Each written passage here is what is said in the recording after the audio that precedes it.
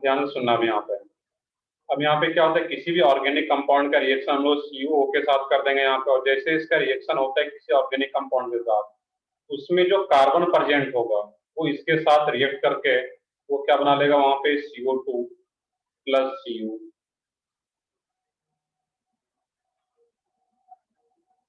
नहीं, इसको भी नोटबुक में नोट करने की जरूरत नहीं है यहाँ पे। ऑलरेडी जो भी मैं यहाँ पे सारी चीज में डिटेल में दे रखा है यहाँ पे, क्योंकि बेसिकली ये जो होता है फिजिकल का पार्ट होता है, इसलिए खुद से भी बच्चे कर लेते हैं, फिर भी मैं यहाँ पे एक्सप्लेन करता हूँ जिससे कि तुम लोगों का प्रॉपर एक बार फिजिकल का रिवीजन भी हो जाए उसमें करना क्या है। यहाँ पे क्या रहता है, कार्बन, किसी भी ऑर्गेनिक कंपाउंड में अगर कार्बन प्रेजेंट है और उसका रिएक्शन उस कंपाउंड का CO के साथ करते हैं, तो कार्बन उसके साथ रिएक्ट करके क्या बना देगा, CO2। और ये क्या है, Cu तो बनेगा इसमें, CO2 प्लस Cu।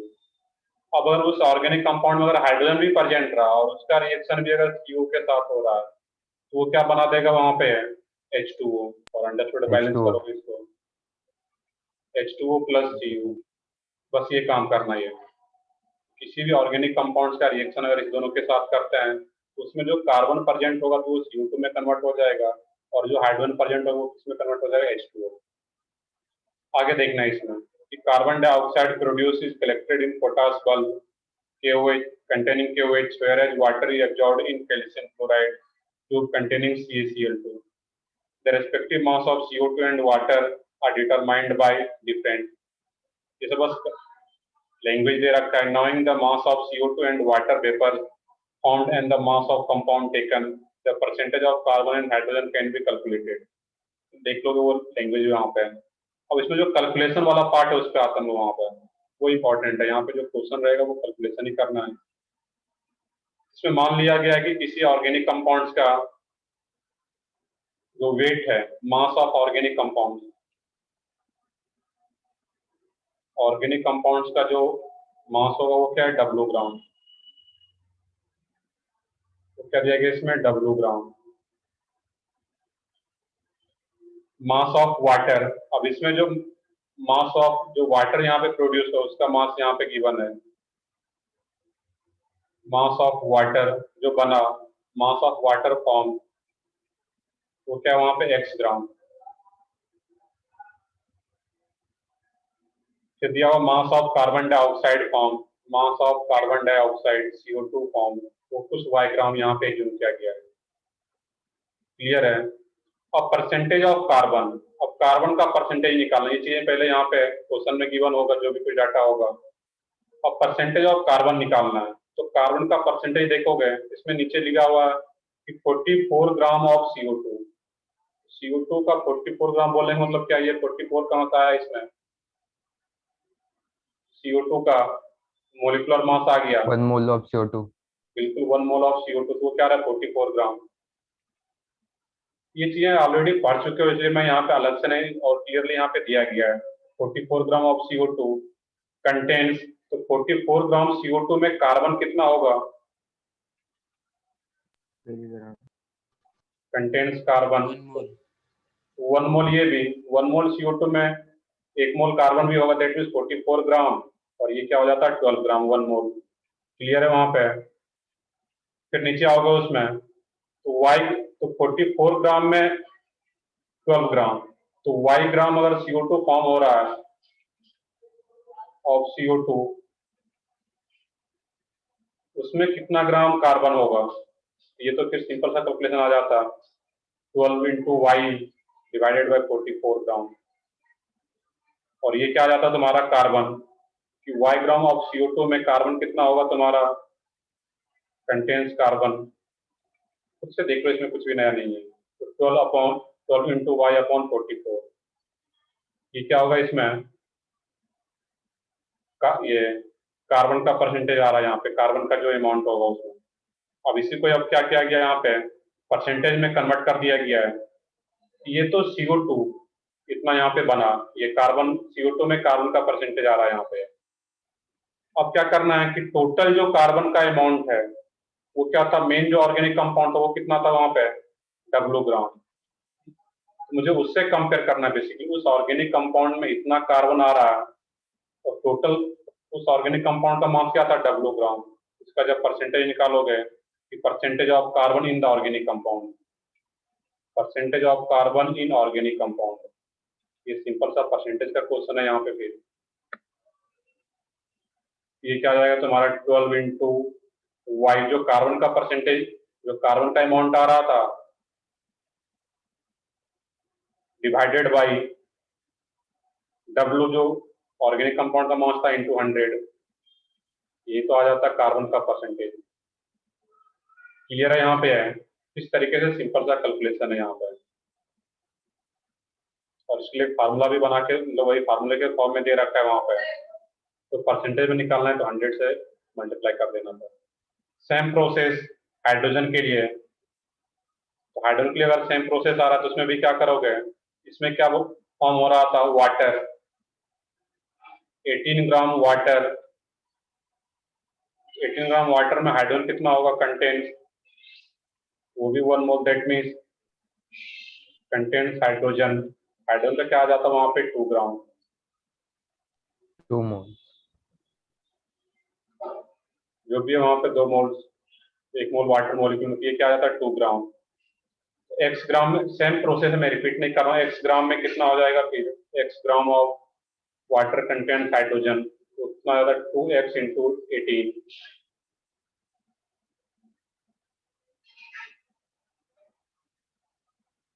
अब यहाँ पे 44 ये पूरा इसको एक मानो यहाँ पे है, परसेंटेज इसी तरह तो निकालते तुम लोग यहाँ पे है, इसी का भी अगर परसेंटेज निकालते हैं यहाँ पे हम लोग, ठीक है, ये डॉट देख लोगे इसमें कि टोटल अमाउंट मेरा कार्बन का है,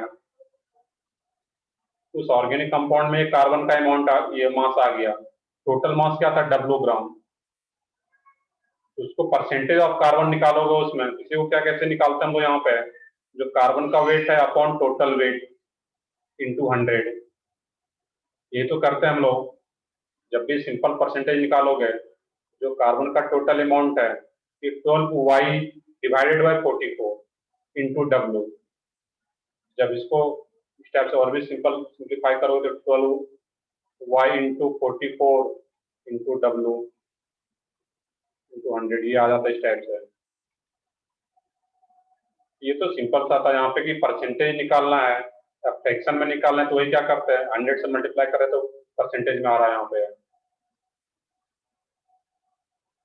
तो ठीक है, आगे देखते हैं फिर हम लोग। और सिमिलर टाइप का हाइड्रोजन के लिए भी रहेगा कि x gram of water contents कितना हाइड्रोजन कंटेंट करेगा 2x अपॉन 18। और इसी को अगर यहाँ पे देखेंगे हम लोग कि परसेंटेज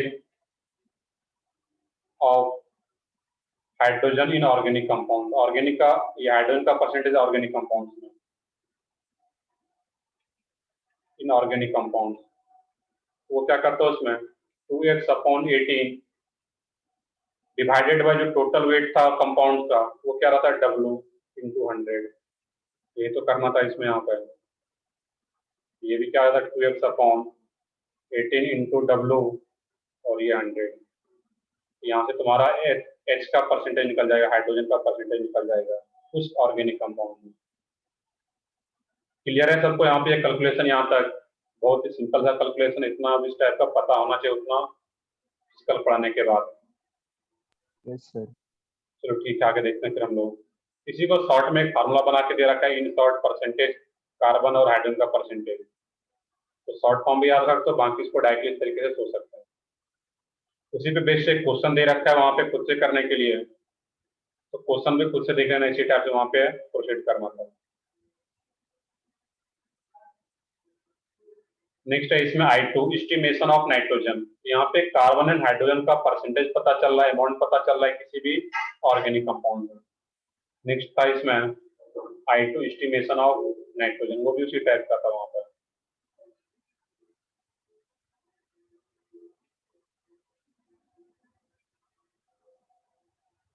एस्टिमेशन ऑफ नाइट्रोजन, अब नाइट्रोजन का एस्टिमेशन है, this method is applicable to nitrogenous compound. Nitrogenous compound बोलने का मतलब क्या है, ये दो मेथड आ रहा था basically. First method, there are two methods for the estimation of nitrogen. Nitrogen के एस्टिमेशन के लिए क्या दो मेथड था, फर्स्ट है इसमें डुमाज मेथड और सेकेंड है इसमें जेल्डल्स मेथड। जो डुमाल मेथड है, एक एक करके देखते हैं वहां पे हम लोग।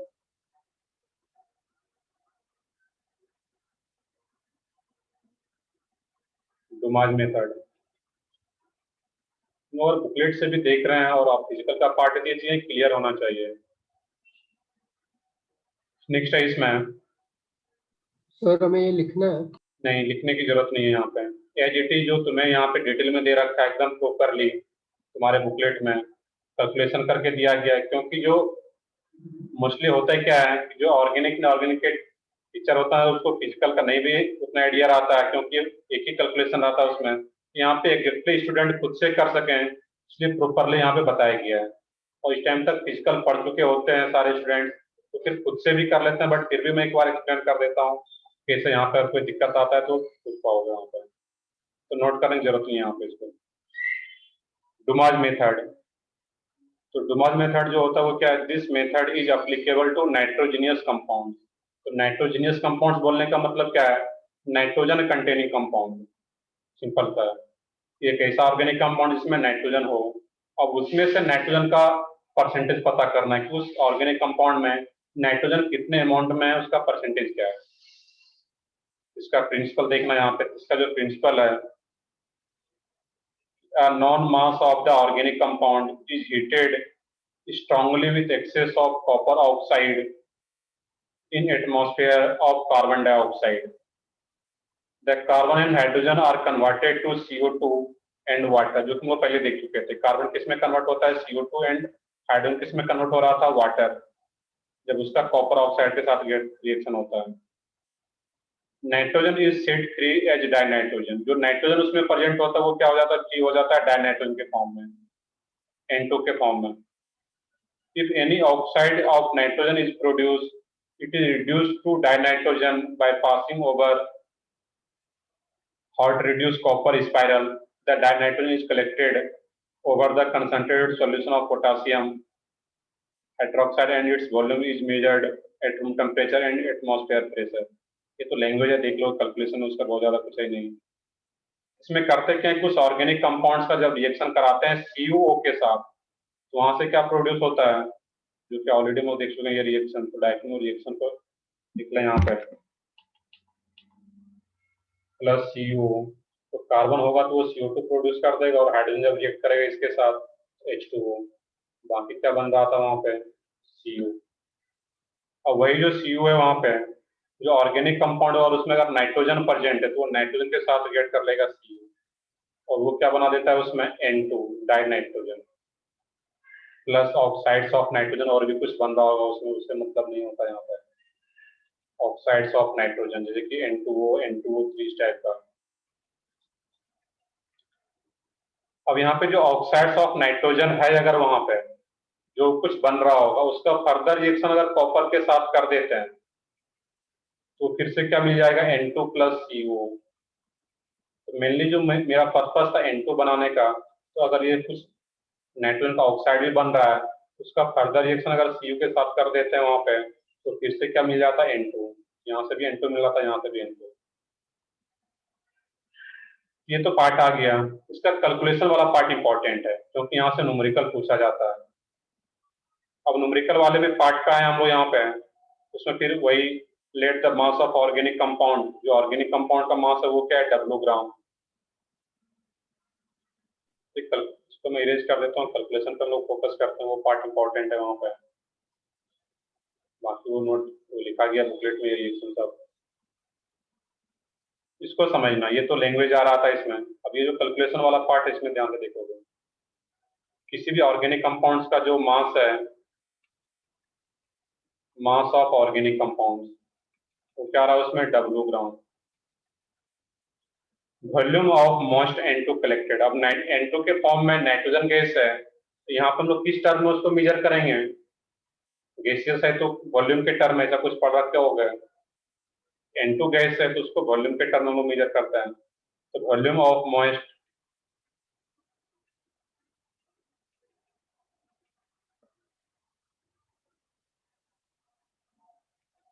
N2 collected. और मोस्ट N2 कलेक्टेड का मतलब क्या है, जब कॉपर के साथ हीट किया जा रहा था तो उसमें क्या बन रहा था, H2O भी बन रहा था, दैट मीन्स वाटर वेपर भी प्रेजेंट होगा उसी कंटेनर में। तो मोस्ट N2 का मीनिंग क्लियर होना चाहिए यहाँ पे। नाइट्रोजन गैस तो बनता ही है, साथ में उसमें क्या बन रहा था, वाटर भी बन रहा था, और वाटर बन रहा था दैट मीन्स उसी को क्या बोलता है, मोस्ट N2 कलेक्टेड। उसका जो वॉल्यूम है 20 सेंटीमीटर क्यूब। बैरोमेट्रिक प्रेशर जो भी वहां पे एज्यूम किया गया है,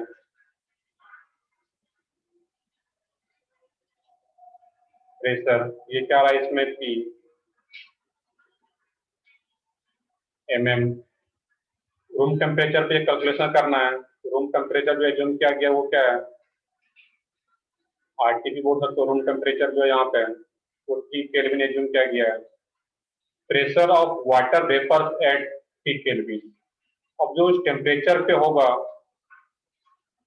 टेम्परेचर पे जो वाटर का वेपर प्रेशर कर रहा होगा इस N2 नाइट्रोजन गैस पे, वाटर वेपर बन रहा था H2O के फॉर्म में, वो कितना प्रेशर क्रिएट करेगा नाइट्रोजन गैस पे, वो कुछ वहां पे दिया गया है। Pressure of water vapour eight T kelvin, वो क्या दिया गया, स्मॉल p mm। तो यहाँ पे आप देखोगे, यहाँ पे total volume of moist N2 calculated, वो तो अलग था। अब इसमें टोटल प्रेशर जो आ रहा था, बैरोमेट्रिक प्रेशर, वो क्या कितना था इसमें, कैपिटल P। और प्रेशर जो वाटर वेपर एग्जर्ट कर रहा था उस नाइट्रोजन गैस पे, वो क्या था, स्मॉल p। तो प्रेशर ऑफ ड्राई N2 कितना हो जाएगा, प्रेशर ऑफ ड्राई N2 वो क्या हो जाएगा इसमें, capital P minus small p। ये क्लियर है सबको यहाँ पे, कि टोटल प्रेशर क्या था उसमें P, उस कंटेनर का, वाटर कितना प्रेशर एग्जर्ट कर रहा था, स्मॉल p। जो सिर्फ N2 का प्रेशर लग रहा होगा उस कंटेनर में, प्रेशर ऑफ ड्राई N2, वो क्या होगा, total pressure minus water vapour का जो प्रेशर होगा उसको माइनस कर देते हैं, तो वो N2 का प्रेशर आ जाता है वहां पे N2 बेस पर। क्लियर है यहाँ तक ये है।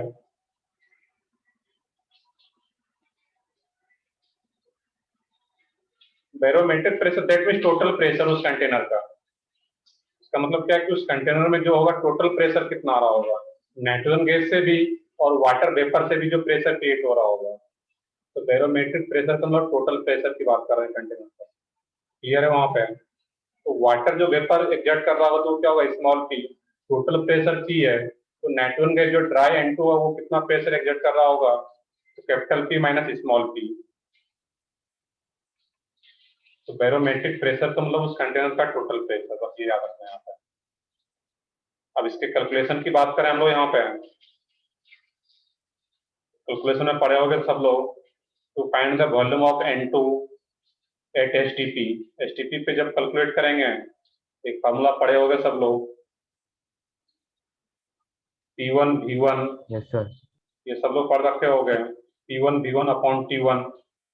यहाँ पे जो मोल वगैरह और R जो है वो तो कांस्टेंट ही होता है। तुम लोग ज्यादा अच्छा मतलब ये फिजिकल केमिस्ट्री में डिटेल में पढ़ चुके हो गए, तो तुम लोग अभी, तो मैं भी जो फिजिकल केमिस्ट्री पढ़ा था ये चीजें, तो बहुत पहले जब मैं तैयारी कर रहा था तुम लोगों की तरह, उसी टाइम हम लोगों ने ये पढ़ा था। उसके बाद सिर्फ मैं ऑर्गेनिक और इनऑर्गेनिक उसी टाइम से डील कर रहा हूँ स्टार्टिंग से। तुम लोगों को ये ज्यादा चीजें अभी क्लियर होना चाहिए, PV इक्वल टू nRT। ये क्या होगा इसमें, तो N और R तो यहाँ पे कांस्टेंट है, तो PV इक्वल टू T, ये P1 V1 अपॉन T1, और ये क्या रहता है, P2 V2 अपॉन T2। इसमें मुझे निकालना क्या है बेसिकली, जो V2 आ रहा है यहाँ पे, उसमें देखो सब कुछ दिया हो गया, V1 20 सेंटीमीटर क्यूब, V2 मुझे फाइंड आउट करना है। वॉल्यूम जो होगा फाइनल जो होगा इसमें नाइट्रोजन गैस का, वो फाइंड आउट करना है वहां पे। तो V2 अगर कैलकुलेट करना यहाँ पे है, डायरेक्टली वहां पे P1 V1 इंटू T2, और ये क्या आ जाता है इसमें यहाँ पे, T1 इंटू P2। P1 यहाँ पे पता है हम लोगों को, ये क्या था, STP पे लेना है। STP पे P2 क्या होता है, 760 ये पढ़ रखे हो गए, 760 mm। of Hg। ठीक है, वो बिल्कुल सही है, ऑफ एच जी। तो क्या होता है, T1 इजकल टू टी यहाँ पे लिया गया, और टी तो जो P2 V2 T2 है, तो P2 जो स्टैंडर्ड एचटीपी पे प्रेशर है उसको लिया गया है, और टेम्परेचर जो होता है एचटीपी पे वो क्या होता है 273 केल्विन, वो लिया गया है। अब एचटीपी पे V2 निकालना है यहाँ पे, बस ये देखना है कि P2 T2 का मतलब क्या है, एचटीपी पे प्रेशर, और ये फिर यहाँ पे 273 kelvin temperature. P1 V1 T1 वो गिवन रहेगा वहाँ पे, और V2 यहाँ पे फाइंड आउट हो जाएगा। तो P1 पता है यहाँ पे, तो P1 क्या आ रहा था यहाँ पे, ये प्रेशर लेते हैं, प्रेशर ऑफ ड्राई N2 के लिए P1। V1 पता है इसमें, V1 क्या दिया गया इसमें स्टार्टिंग में 20 सेंटीमीटर क्यूब, और उसके अलावा फिर T1 तो यहाँ पे T लिया गया है। स्टेप 2 में देखते हैं calculation of percentage of nitrogen, तो उस वाले पार्ट पे आ जाता है हम लोग वहां पे। अब एज्यूम किया गया यहाँ पे 224 centimetre cube of N2 at HTP, इतना अगर ये वॉल्यूम दे रखा है तो उस पर नाइट्रोजन का वेट कितना होता है वहां पे N2 का, सिर्फ N2 दैट मीन 2 नाइट्रोजन है, तो उसका ग्राम में क्या आ जाएगा 28 ग्राम। 28 ग्राम। क्लियर है, ये वॉल्यूम और ये ग्राम में यहाँ पे लिया जा रहा है। Now amount of nitrogen present in W ग्राम, अगर इतना वॉल्यूम में इतना आ रहा है यहाँ पे है, क्लियर है यहाँ पे है, तो V2 में कितना होगा, ये जो वॉल्यूम यहाँ से निकालोगे, तो इतना वॉल्यूम में इतना ग्राम नाइट्रोजन N2, तो V2 वॉल्यूम में जो रहेगा ये क्या आता है 28 V2 अपॉन 22400 ग्राम, ये क्या आ जाता नाइट्रोजन N2 का अमाउंट आ जाता है एचटीपी पे। क्लियर है ये, यहाँ तक ये ग्राम में आ जाता। अब इसी को क्या करना था, नाइट्रोजन का अमाउंट जैसे निकल गया, टोटल अमाउंट पता है W ग्राम, और इसका परसेंटेज निकाल सकते हो इजिली यहाँ पे, परसेंटेज ऑफ N2, वो क्या जाता है ये V2 upon V2 centimetre cube में ये हम लोग निकाल रहे हैं कि कितना ग्राम ऑफ N2 होगा, वो कितना आ रहा था, तो टोटल क्या आ जाता है इसमें फिर यहाँ पे है 28 V2 अपॉन W इंटू 100। तो यहाँ पे N2 का वॉल्यूम जैसे ये ग्राम में जैसे पता चल गया कि कितना वेट N2 गैस का आ रहा है यहाँ पे है, और उसके बाद टोटल वेट से डिवाइड करके 100 से मल्टीप्लाई कर देना था, तो नाइट्रोजन का परसेंटेज आ जाएगा।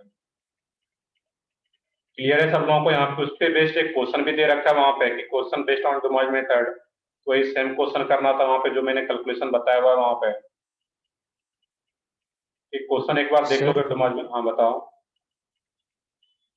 सर वो P2 अगर हमें लेना है हमेशा तो वो 760 mm और T2 is equal to 73 kelvin ही लेना है क्या? बिल्कुल वही हमेशा लेना है वहाँ पे, एचटीपी पे यही तो होता है, क्लास में कराया गया होगा मोल कंडक्ट में। Yes sir. प्रेशर पे जो प्रेशर होता है ये तुम्हारा रहेगा, और टेम्परेचर ये लेना। यहाँ पे कोई डाटा नहीं दिया रहेगा तुम्हें, ये अपने मन से P2 और T2 273 केल्विन और ये 760 mm ऑफ Hg वो खुद से लेना है। सर वो इक्वेट करना है इसीलिए ही लेना है ना सिर्फ, मतलब ऐसा कुछ रहता है? बिल्कुल, यहाँ पे इक्वेट करना, मुझे एचटीपी पे वॉल्यूम निकालना है नाइट्रोजन गैस का। ये जो कैलकुलेशन करते हैं हम लोग एचटीपी पे करते हैं, दैट मीन्स V2 एचटीपी पे निकालना है, तो प्रेशर एंड टेम्परेचर भी एचटीपी पे लेना है जो कि स्टैंडर्ड टेम्परेचर है वहाँ पे। ये टेम्परेचर ये लेते और प्रेशर ये लेते, बाकी गिवन चीजें गिवन रहेगा तुम्हें यहाँ पे। Yes sir, thank you sir. तो ठीक है, बाकी ये कैलकुलेशन खुद से क्वेश्चन जो दिया गया वहाँ पे उसको खुद से देख लेना था वहाँ पे, क्योंकि वो सेम टाइप का है। क्योंकि क्वेश्चन अगर मैं यहाँ पे एक्सप्लेन करूँ इस केस में, मैं नेक्स्ट पेज पे ले लेता हूँ इसको। क्वेश्चन उसी सेम टाइप का है कि 0.25 gram of an organic compound, इसमें कि क्या दिया गया वहाँ पे weight of organic compound. Question देख लेते हैं हम लोग यहाँ पे, वो कितना दिया गया 0.25, या सब लोग खुद से देखो, इसमें कहीं भी समझने में अगर दिक्कत आता तो फिर पूछो वहां पे। ये 30 centimetre of most die nitrogen, तो 30 centimetre most die nitrogen, that mean वो कौन सा वॉल्यूम दे रखा है, जी G1 जो था वहां पे, एट 288 टेम्परेचर केल्विन पे दे रखा है, 745 प्रेशर दे रखा है। Calculate the percent of nitrogen. अब यहाँ पे एक्वस टेंशन ब्रैकेट में दे रखा है कि एक्वस टेंशन ऑफ 288 केल्विन, तो क्या वहां पे 12.7 सॉल्यूशन भी दे रखा है वहां पे, 0.2 ग्राम उसका वेट आ रहा है। वॉल्यूम ऑफ डाइनाइट्रोजन ये क्या आ रहा है इसमें, 30 सेंटीमीटर। टेम्परेचर क्या है उसमें, 288। प्रेशर कितना होगा वहां पे, तो जो मोस्ट का प्रेशर था मोस्ट डाइनाइट्रोजन वो क्या है, 740। और जो वहां पे aqueous tension that is water का जो प्रेशर है वो क्या है तुम्हारा, 12.7 तो जो ड्राई N2 का प्रेशर होगा, dry N2, pressure of dry N2,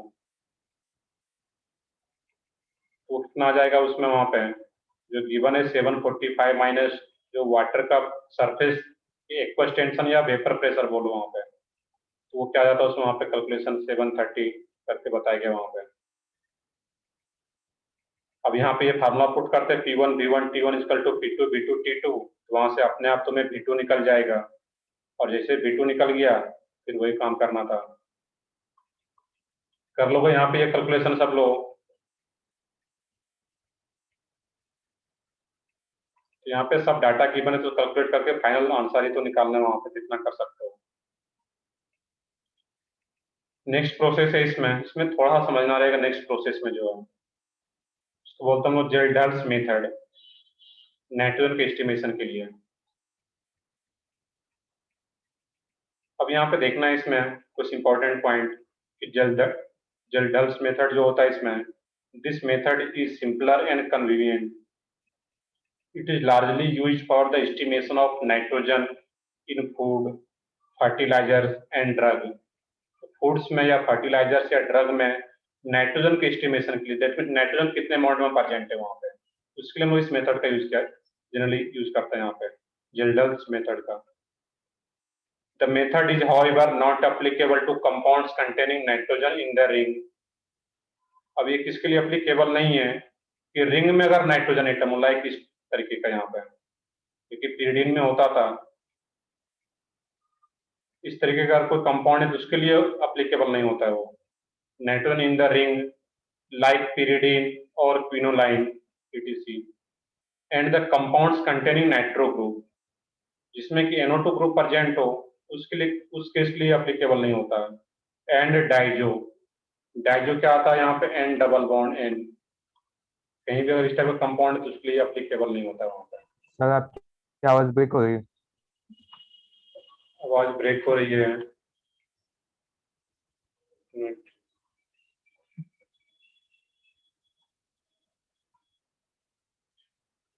अभी आ रहा प्रॉपर वॉइस, बताओ। Yes sir. चलो ठीक है, तो इसमें ये 3-4 पॉइंट अंडरलाइन कर लोगे उसी बुकलेट में ही। ये जो जेल्डर्स मेथड होता है वो किसके लिए एप्लीकेबल नहीं है, तो नाइट्रोजन कंटेनिंग कंपाउंड जिसमें कि नाइट्रोजन क्या हो, रिंग में हो। देखिए यहाँ पे रिंग में ही नाइट्रोजन आ रहा है, तो उसके लिए एप्लीकेबल नहीं है। Nitro group NO2 group present है अगर उस ऑर्गेनिक कंपाउंड, उसके लिए मेथड एप्लीकेबल नहीं है। और ये N double bond N Dizo के लिए, ये 3 पॉइंट को अंडरलाइन करके याद रखना है वहां पे, इसके लिए एप्लीकेबल नहीं होता है। नेक्स्ट है इसमें, इसका जो प्रिंसिपल है उसको एक बार रीड कर लो तुम लोग खुद से। Non mass of the organic compound is heated with concentrated sulphuric acid. अब जो भी ऑर्गेनिक कंपाउंड है जिसमें कि नाइट्रोजन प्रेजेंट है, उसको हम लोग क्या कर रहे हैं वहां पे, H2SO4 के साथ हीट कर देना है वहां पे, concentrated sulfuric acid। The nitrogen in the organic compound is quantitatively converted into ammonium sulfate। और उसमें अगर नाइट्रोजन प्रेजेंट होगा उस ऑर्गेनिक कंपाउंड में,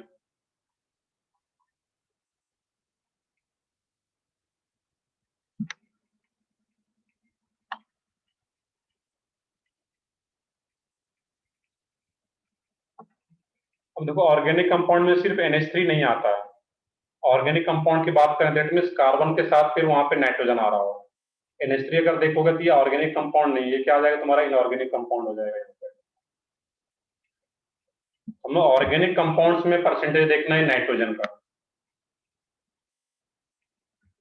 तो देखते हैं आगे इसमें। और ऑर्गेनिक कंपाउंड है तो पहला जो रिएक्शन होगा उसमें कंसंट्रेट H2SO4 का, वो किसके साथ होगा वहां पे, पहला जो रिएक्शन देखोगे उसमें कार्बन भी सर आपकी होगा, आवाज हाइड्रोजन। ब्रेक हो रही है सर।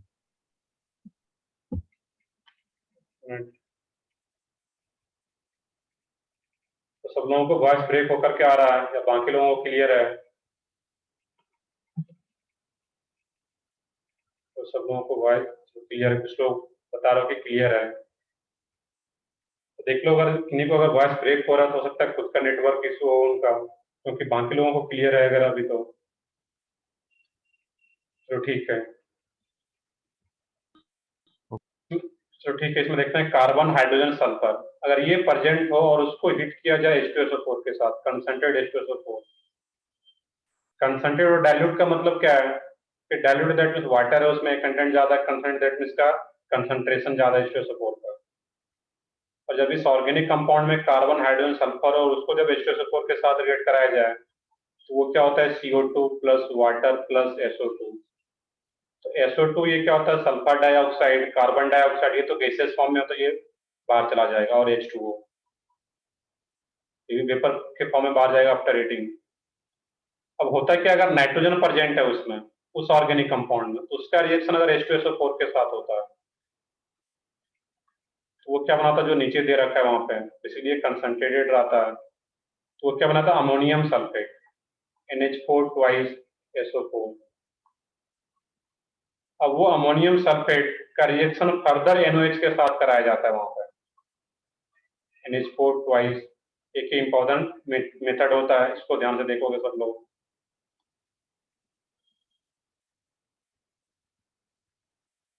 एस कंपल्सरी नहीं है, अगर उस कंपाउंड में अगर सल्फर है तो वो भी जब H2SO4 के साथ रिएक्शन होगा तो वो भी SO2 सल्फर डाइऑक्साइड बन के बाहर चला जाएगा, वो कंपल्सरी नहीं है कि हो ही वहां पे। अगर इसका मतलब क्या है, अगर वो प्रेजेंट है भी उसमें और उसका रिएक्शन H2SO4 के साथ कर देंगे तो वो SO2 बन के बाहर चला जाएगा, उससे कोई लेना देना नहीं रहेगा, तो बच गया नाइट्रोजन। और नाइट्रोजन का जो H2SO4 के साथ रिएक्शन होता है तो वो अमोनियम सल्फेट बनाता है वहां पर। अब इस अमोनियम सल्फेट का फर्दर रिएक्शन NOH के साथ कर देते हैं, बेस के साथ। जब उसका बेस के साथ रिएक्शन होता है तो वो क्या बनाता है वहां पे, Na2SO4। तो ये भी जो इनऑर्गेनिक रिएक्शन है ये सब भी हम लोगों को 12th में पढ़ाना रहेगा। अभी बस जो दिया गया है कि मैं रिएक्शन में बहुत ज्यादा आगे नहीं जा रहा हूँ, बस ये देखना कि क्या बन रहा है, Na2SO4 plus twice NH3 plus water. अब जो इसमें अमोनिया बन गया यहाँ पे NH3, इस अमोनिया का रिएक्शन फर्दर NH3 के साथ करता है यहाँ पे, ये H2SO4 के साथ, NH3 का रिएक्शन H2SO4 के साथ, ये यहाँ पे फाइनल प्रोडक्ट जो बन रहा है इस केस में NH4 ट्वाइस SO4, ये भी क्या रहा था, वही सेम अमोनियम सल्फेट। यहाँ पे जो नाइट्रोजन था वो फाइनली NH3 के फॉर्म में यहाँ पे आ रहा था, यार इसी के बेसिस पे ये एस्टिमेशन होना है यहाँ पे। ये तो रिएक्शन याद रखना था बेसिकली, यहाँ पे अलग से किसमें क्या क्या रिएक्शन इन्वॉल्व है। जब न्यूमेरिकल कर रहे हो तो ये रिएक्शन का वहां पे कोई यूज नहीं कि सर रिएक्शन याद रखना पड़ेगा, बिल्कुल नहीं, रिएक्शन याद रखने की बहुत जरूरत नहीं है यहाँ पे, बिल्कुल वही क्वेश्चन आ रहा था इसमें, वही मैं बता भी रहा था यहाँ पे पहले ही, इस रिएक्शन को याद करने की जरूरत नहीं है। देखते हैं कैलकुलेशन वाले पार्ट पे जब आएंगे अभी हम लोग, इसमें क्लियरली तुम्हें पता चलेगा कि कैलकुलेशन का बहुत ज्यादा उसमें रोल नहीं है वहाँ, ये रिएक्शन का। इवन इसका फार्मूला भी बना के दिया गया नीचे, बट फार्मूले पे आने से पहले कुछ अगर बेसिक चीज समझ लेते हैं तो वो ज्यादा आसान हो जाएगा। अब इसके कैलकुलेशन पे देखते हैं, यहाँ पे कैलकुलेशन में एज्यूम किया गया कि वेट ऑफ ऑर्गेनिक कंपाउंड जो लोग पहले से करते आ रहे हैं, उसी दैट मींस ऑर्गेनिक कंपाउंड, वो क्या आ रहा है W gram. Volume of standard acid, जो एसिड यूज करते हैं चाहे H2SO4 हो चाहे HCl हो, कोई भी एसिड यूज करें वहां पे, इसमें H2SO4 अगर आ रहा है या HCl है तो HCl ले सकते हैं, कोई भी एक एसिड यूज करते हैं रिएक्शन कराने के लिए। तो यहाँ पे लिया गया है, जो एज्यूम किया जा रहा है, वॉल्यूम ऑफ स्टैंडर्ड एसिड से HCl taken, volume of standard acid वो क्या है वहां पे 20 सेंटीमीटर क्यूब।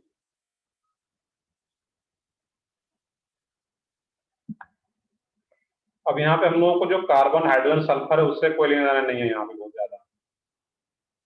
वहां पे जो अगर वो प्रेजेंट होगा भी वो तो CO2 H2O CO2 बन के बाहर चला जाए। तो हम लोग मेनली फोकस किस पे कर रहे हैं यहाँ पे, नाइट्रोजन के एस्टिमेशन का हम लोग देखना है तो नाइट्रोजन पे फोकस कर रहे हैं यहाँ पे।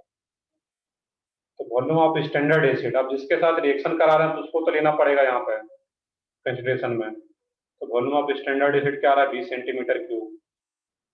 मोलरिटी ऑफ एसिड, अब देखो इसमें टर्म आ गया मोलरिटी, जो कि ऑलरेडी पढ़ रखते हो सब लोग। मोलरिटी, मोलैलिटी, मोल फ्रैक्शन, ये सब चीजें पढ़ चुके होगे तुम। मोलरिटी ऑफ एसिड वो क्या वहां पे M1। Volume of acid unused, जो कि रिएक्शन जब नाइट्रोजन के साथ कराया जा रहा है यहाँ पे या NH3 के साथ, उसके बाद भी कुछ वॉल्यूम जो रहेगा एसिड का अनयूज हो, अगर रिएक्शन में पार्टिसिपेट नहीं किया है। ऐसा कुछ पढ़े होगे तुम लोग, एक कंप्लीट रिएक्शन कुछ पार्ट उसका अमाउंट बच जाता है वहां पे, ये पार्ट भी वहां पे रहता है फिजिकल में। मोलरिटी ऑफ एसिड M1 है वो। वॉल्यूम ऑफ, ये जो टोटल वॉल्यूम था उसमें जो अनयूज्ड वॉल्यूम बच गया, जो कि रिएक्शन के बाद भी बचा रह गया, वॉल्यूम ऑफ एसिड अनयूज्ड। ऐसा कुछ पढ़े होगे तुम लोग, एक लिमिटिंग रिएजेंट, बताओ सब लोग ऐसा कुछ पढ़े होगे, लिमिटिंग रिएजेंट टॉपिक है कैसा है उसमें, नो सर। मोल कंसेप्ट में नहीं पढ़े उसमें? सर अभी तक नहीं पढ़े। ओके, मोल कंसेप्ट अभी चालू है तुम लोगों में, चलो ठीक है वो आ जाएगा वहां पे। ये तो चीजें पढ़ चुके, मोलरिटी। मोलरिटी वर्ड आया या नहीं आया फिजिकल में अभी, ये बताओ।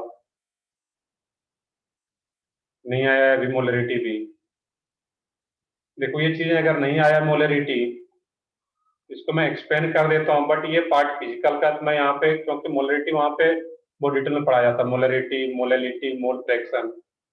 इसको यहाँ पे सिंपली अभी देख लो, और ये पार्ट नहीं पढ़े, जब ये पढ़ लो तो ये खुद से कर पाओगे यहाँ पे। तो मैं फिर भी एक्सप्लेन कर देता हूँ थोड़ा बहुत इसमें, क्योंकि जब तक ये पढ़े नहीं तो फिर तो मुश्किल है उसमें अभी।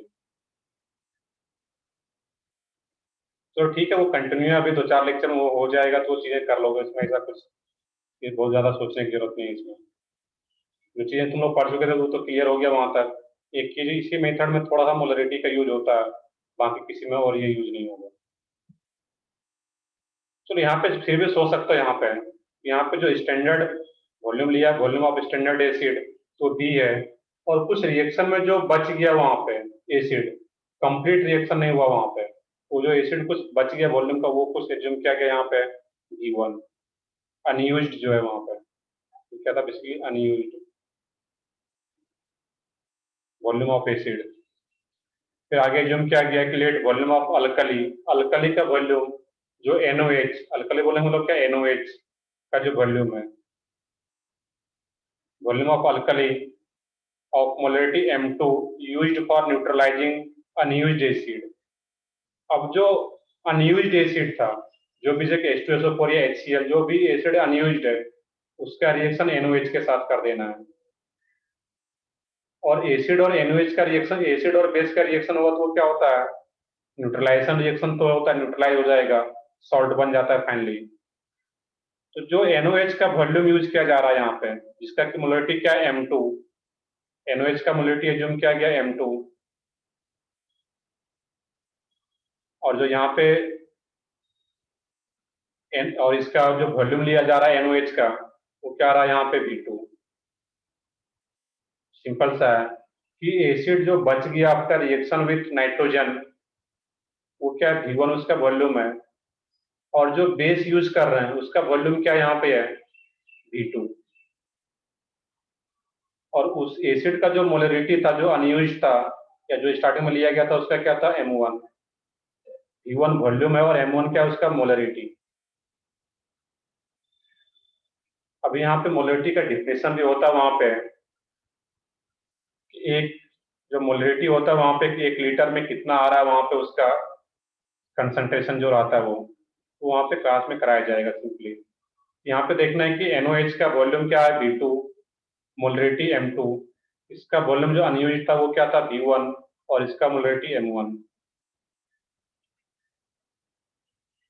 वही जब आगे कैलकुलेशन देखोगे उसमें वहां पे तो chemical reaction of titration involve, एक वर्ड आता है टाइट्रेशन, नेम तो सुने हुए वर्ड टाइट्रेशन का, तो भी तुम्हें मोल कॉन्सेप्ट में ही पढ़ाया जाएगा टाइट्रेशन। यहाँ पे एक रिएक्शन बस ये देख लेना है, बाकी चीजों से मतलब नहीं है। यहाँ पे NOH, ठीक है, टाइट्रेशन वर्ड भी नहीं सुने, ये चीजें मोल कॉन्सेप्ट का यूज होता है। जब यहाँ पे मुझे कि मोलरिटी टर्म भी नहीं सुने, टाइट्रेशन भी नहीं सुने, तो वहाँ पे जब आएगा तो अपने आप सारा कुछ क्लियर होगा। अब यहाँ पे देखना है कि NOH और यहाँ पे HCl जो ले रहे हैं हम लोग वहाँ पे, जो कि अनयूज्ड है, या H2SO4, ये जो अनयूज्ड है उसका रिएक्शन NOH के साथ करा देना था। ये क्या हो जाएगा, न्यूट्रलाइजेशन रिएक्शन। अनयूज्ड था, रिएक्शन तो पता है सबको, NOH और HCl रिएक्ट करेगा तो ये क्या बनता है, NaCl प्लस वाटर। अब यहाँ पे अकॉर्डिंग टू मोलरिटी रिलेशन, तो मोलरिटी के अकॉर्डिंग जो रिलेशन होता है यहाँ पे है, कि आगे पढ़ोगे भी, M1V1 इक्वल टू M2V2। ठीक है, M1V1 क्या है, तो M1V1 जो एसिड अनयूज्ड का जो मोलरिटी एंड वॉल्यूम था उसका मल्टीप्लिकेशन, एंड M2V2 जो कि बेस का आ रहा था, दैट मीन्स NOH का। ये दोनों इक्वल रहेगा तभी ये न्यूट्रलाइज हो पाएगा, कंप्लीट न्यूट्रलाइजेशन, जो भी एसिड अनयूज्ड था अभी। अब ये रिलेशन के अकॉर्डिंग यहाँ पे M1V1, और फाइनली मुझे निकालना क्या है, V1, जो कि एसिड अनयूज्ड है यहाँ पे, वो क्या आ जाता है, M2V2 अपॉन M1। अब नीचे का कैलकुलेशन देखना था वहां पे है कि volume of acid used by ammonia, जब ये अनयूज्ड आ गया यहाँ पे है तो V1 अगर कैलकुलेट हो गया, ये तो अनयूज्ड वाला वॉल्यूम निकल गया V1, टोटल वॉल्यूम क्या था उसका, उस एसिड का, V। तो जो अमोनिया यूज कर लिया यहाँ पे है, अमोनिया के साथ H2SO4, तो टोटल जो वॉल्यूम था वहां पे V स्टैंडर्ड एसिड का, अब जो और जो बचा हुआ वॉल्यूम था वो V1 आ गया, जितना अमोनिया यूज कर लिया NH3 H2SO4 का, तो वो कितना बचेगा वहां पे, टोटल वॉल्यूम माइनस जो अनयूज्ड वॉल्यूम निकाले है, वो इस दोनों को माइनस कर दो कि किसका वॉल्यूम निकल जाएगा, जितना अमाउंट, जितना वॉल्यूम H2SO4 का अमोनिया के साथ रिएक्ट करने में यूज हुआ होगा। तो volume of acid used by ammonia V minus V1 centimetre cube.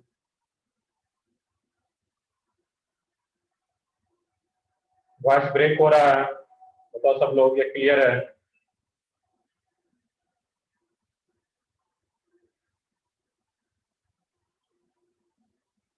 Break हो रहा ठीक है। है, कुछ ब्रेक हो रहा है तो सब लोगों को अगर दिक्कत आ रहा है तो कुछ मिनट वेट करो इसमें। तो ठीक है, वो आ जाएगा फिर प्रॉपर, अभी तो आ रहा है प्रॉपर। यस। चलो ठीक है, इसमें यहाँ पे देखना था कि volume of acid used by ammonia, calculation देखना पूरा, यहाँ पे कंप्लीट सेंटेंस में लिख रहा है कि जो एसिड, जो volume of acid used by ammonia, जो अमोनिया H2SO4 का जितना वॉल्यूम यूज कर रहा है वो क्या होगा, टोटल वॉल्यूम माइनस जो अनयूज्ड वॉल्यूम था, ये आ जाता V माइनस V1, जो कि दे रखा है। Millimoles of acid used by ammonia, ammonia का जो मिलीमोल वॉल्यूम आ गया और उसका मिलीमोल्स निकालना है। ये कैलकुलेशन पता होगा कि वॉल्यूम अगर गिवन है और उसका मिलीमोल्स निकालना है तो उसका जो मोलरिटी है उससे मल्टीप्लाई कर देना था वहां पर। तो मोलरिटी से अगर मल्टीप्लाई कर देंगे वहां पे तो अपने आप क्या आ जाएगा, अमोनिया का जो मिलीमोल्स होगा वो आ जाता है। तो एक रिलेशन दे रखा है कि millimoles of NH3 formed equal to millimoles of acid used अब वो क्या होता है V minus V1 into M1। फिर फाइनली मास ऑफ NH3 का मास दे रखा है वहां पे। जब मिलीमोल्स पता चल गया और उसका मास निकाला NH3 का, उसको किससे मल्टीप्लाई कर दोगे वहां पे? तो पहले मिलीमोल्स को मोल्स में कन्वर्ट करना है कि हमारा क्या रहा था मिलीमोल्स अमोनिया का। इसको अगर मोल्स में कन्वर्ट करना है मिलीमोल्स को, तो किससे मल्टीप्लाई कर देंगे या डिवाइड किससे कर दोगे? 1000 से डिवाइड कर देंगे तो वो मोल्स में आ जाएगा, मिलीमोल्स से डिवाइड कर दो या मल्टीप्लाई कर दो 10⁻³ ये मोल्स में आ गया। अब मोल्स को कन्वर्ट किसमें करना है? मास में, वेट में कन्वर्ट करना है। किससे मल्टीप्लाई करोगे? अमोनिया का मोलिकुलर मास कितना आ जाता है 17 ग्राम। उससे मल्टीप्लाई कर देंगे कि अमोनिया का मास निकल के आ जाएगा वहां पर। ये टोटल अमोनिया का मास है और इस टोटल अमोनिया के मास में नाइट्रोजन का कितना होगा इसमें? तो 17 ग्राम में नाइट्रोजन कितना होता है? 17 ग्राम अमोनिया में नाइट्रोजन कितना?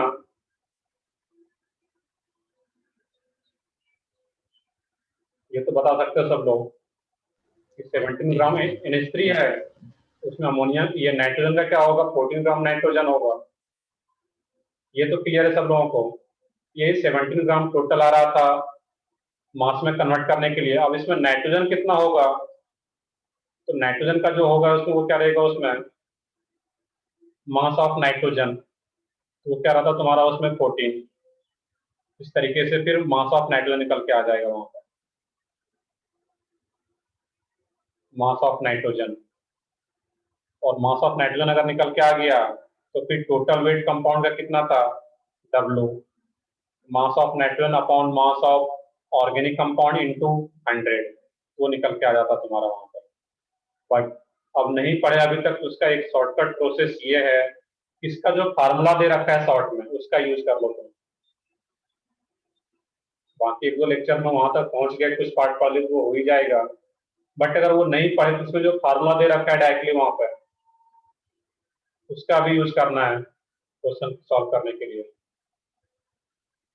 इसमें जो इन शॉर्ट दे रखा है परसेंटेज नाइट्रोजन जो कि बॉक्स में दे रखा है, उसी चीजों को वहां पे कैलकुलेट करके दिया गया है। 1.4 की फार्मूला अभी यूज करना है। एम क्या होता है? एसिड का जो एम दे रखा है that means molarity into basicity of acid. Basicity of acid into volume of acid use. ये फार्मूले पे अगर करोगे तो ये सारा तुम्हारा कैलकुलेशन आ जाएगा यहाँ पे अपॉन टोटल वेट। या दूसरा फार्मूला इसमें देखते हैं जो भी डॉट का है, परसेंटेज नाइट्रोजन 1/4। यहाँ पे n दे रखा है। इस n का मतलब क्या है? कोई लोग अगर बता सको इसमें, n का मतलब यहाँ पे होता है नॉर्मलिटी। ये वर्ड सुने तुम लोग, मोलरिटी एंड नॉर्मलिटी। तो जब मोलरिटी नहीं सुने थी नॉर्मलिटी भी नहीं सुने होंगे, क्योंकि मोलरिटी नॉर्मलिटी फिर साथ में आएगा वहां पे तुम्हारा। सर हाँ बताओ। ये मोलरिटी और नॉर्मलिटी कैसे कैलकुलेट करते हो उतना बता सकते हो? नहीं, इसके लिए एक प्रॉपर डिफिनेशन आता है यहाँ पे मोलरिटी और नॉर्मलिटी कैलकुलेट करने का। वहां पे तुम्हें क्वेश्चन में यहाँ पे कैलकुलेशन इसके अलग से जरूरत नहीं है, क्योंकि मोलरिटी और नॉर्मलिटी एक क्लास का नहीं है ये। और बेसिकली फिजिकल का पार्ट है तो उसमें डिफाइन किया जाता है मोलरिटी को। 1 ग्राम ये 1 लीटर में अमाउंट कितना है वहां पे, या इवन वॉल्यूम के टर्म में रहता है वहां पे मोलरिटी का। 1 लीटर में जो भी तुम्हारा कंपाउंड है उसका कितना वॉल्यूम है वहां पे, या फिर ग्राम के टर्म में उसको एक्सप्रेस किया जाता है। और नॉर्मलिटी को भी और भी वहां पे कॉम्प्लिकेटेड आता है, उसको सर ही बताएंगे वहां पे, क्योंकि ये Okay, जब sir. चैप्टर शुरू Thank हो you. चुका है मोल कॉन्सेप्ट तो उसमें वहां पे पढ़ दोगे फिर वहां पे। इसीलिए मैं यहाँ पे बता रहा हूँ। यहाँ पे देखिए एक टर्म आ रहा है इसमें बेसिसिटी ऑफ एसिड। अब किसी एसिड का बेसिसिटी क्या होता है यहाँ पे, इसका मीनिंग मैं थोड़ा सा बताऊं यहाँ पे। देखिए HCl आ रहा है, इसमें जब HCl में से जब ये ब्रेक होगा HCl, एक अगर मॉलिक्यूल से HCl आ रहा है, यहाँ पे है एक मोल अगर ये आ रहा है, इसमें क्या होगा H प्लस, एक ही H प्लस यहाँ से रिलीज होता है। इस एसिड का जो बेसिसिटी होता है वो क्या है 1, क्लियर है। अब H2SO4 आ जाए तुम्हारा, H2SO4 जब ब्रेक होता है यहाँ से क्या होता है ट्वाइस H प्लस और SO4 2 माइनस। तो जब H2SO4 किसी बेस के साथ रिएक्ट करेगा वहां पे क्या होता है 2 H प्लस बाहर जाता है, और जितना H प्लस बाहर जाएगा उतना ही उसका क्या होता है बेसिसिटी। इतना शॉर्ट में समझना है यहाँ पे। किसी एसिड में से जितना H प्लस बाहर जाएगा वही क्या होता है तुम्हारा बेसिसिटी। तो HCl में से एक ही H प्लस बाहर जा पाएगा, एक ही H है ही, तो वो क्या होता है इसका बेसिसिटी 1। और H2SO4 आ रहा है, H2SO4 में से 2 H प्लस बाहर जा पाएगा, वो किसी एसिड किसी बेस के साथ रिएक्ट कर पाएगा, वो दैट मींस का बेसिसिटी क्या रहेगा तुम्हारा 2। नहीं H2 प्लस नहीं लिख सकता यहाँ पर, ये क्या होगा H प्लस की 2 टाइम्स आ रहा है H प्लस। ये बेसिसिटी, एसिडिटी, नॉर्मलिटी, मोलरिटी सब फिजिकल केमिस्ट्री का पार्ट है, क्योंकि जब मैं उसको एक्सपेंड करने लगूंगा तो वो बहुत आ जाएगा वहां पे, और वो पार्ट फिजिकल का है। तो मैंने जैसे बताया तो मैं डिटेल में वो मैं भी बहुत पहले ही चीजें पढ़ा था तुम लोग के कैलकुलेशन के टाइम में, आज से 8 7 10 पहले। वो अभी भी मुझे कुछ चीजें याद है, तो फिर मैं यहाँ पे बता पा रहा हूँ तुम लोगों को ये, क्योंकि कंप्लीटली फिजिकल का पार्ट होता है।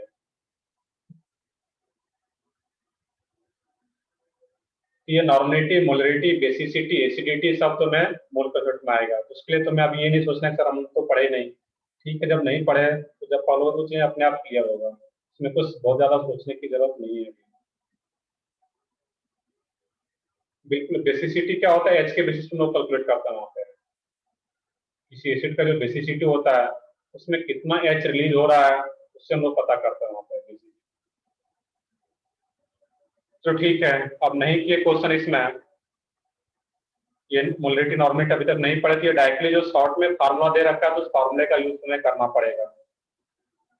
और उस फार्मूले में तुम्हें मोलरिटी दिया होगा एसिड का, उस एसिड का बेसिसिटी तुम्हें पता करना पड़ेगा, और वॉल्यूम का जो एसिड यूज है वहाँ उसका वॉल्यूम दिया रहेगा तुम्हें। एक क्वेश्चन भी दे रखा है वहां पे, तो वो क्वेश्चन डायरेक्टली कर पाओगे वहां पे। चलो मैं एक क्वेश्चन करके बता देता हूँ जो कि तुम फार्मूले से कैसे करो उस क्वेश्चन को।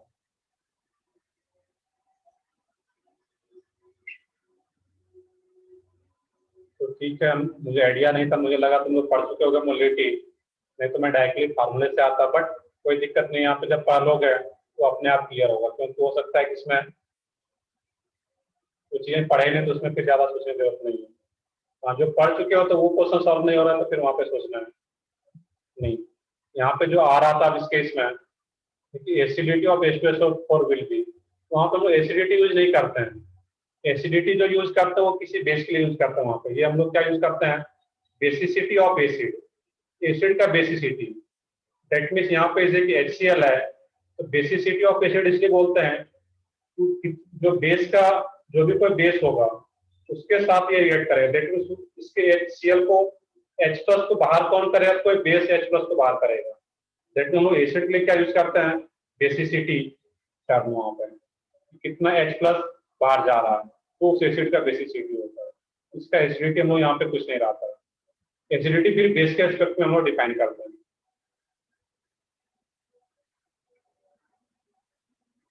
तो देखो मैं यहाँ पे इस एग्जांपल कुछ ले रहा हूँ, तो मान लो तुम्हें सारा कुछ कैलकुलेशन कुछ भी नहीं पता है, फिर भी इस क्वेश्चन को तुम लोग यहाँ पे सॉल्व कर सकते हो। यहाँ पे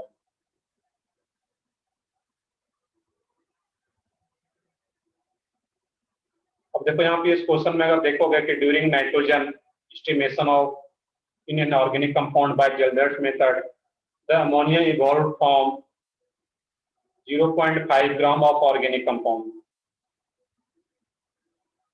जो अमोनिया इन्वॉल्व है वो क्या रहा उसमें 0.5 ग्राम, न्यूट्रलाइज बाय 10 ml एंड 1, जिससे न्यूट्रलाइज हो रहा है H2SO4 उसका परसेंटेज दे रखा है, उसका अमाउंट दे रखा है कि 10 ml with 1 molarity, M for molarity.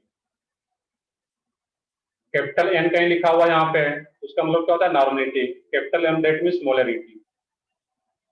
What is the percentage of nitrogen in the organic compound?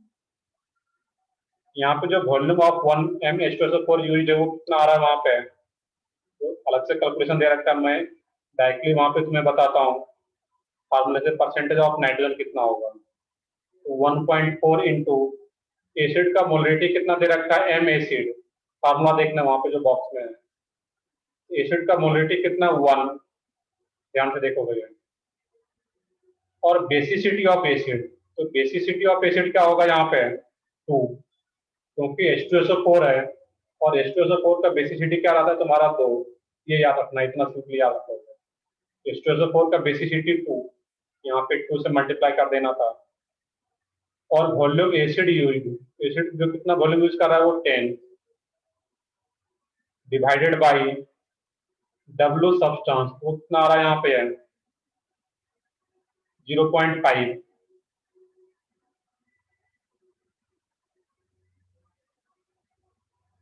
Clear है वहां पे? यहाँ पे देखो, ये कैलकुलेशन करो, देखो आंसर आ रहा है क्या वो। यहाँ पे कैलकुलेशन कर दो, ये दोनों को सिंपली हटा दो यहाँ पे।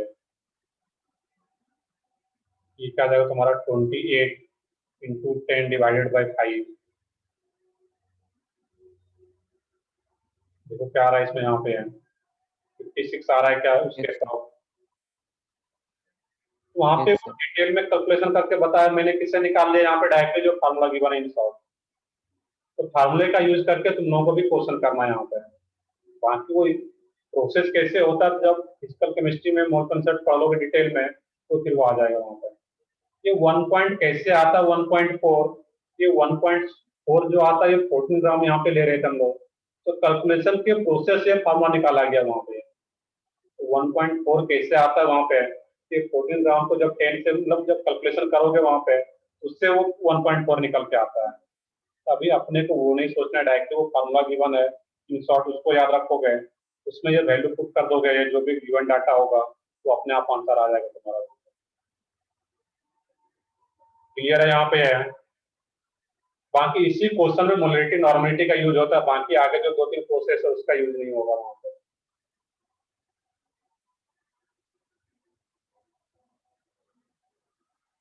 तो ठीक है, तो एक ये जो जेंडर्स प्रोसेस था उसमें मोलरिटी का यूज हो रहा था, वो अगर पार्ट नहीं अगर किन्हीं को क्लियर है तो उसमें बहुत ज्यादा पैनिक होने की जरूरत नहीं है।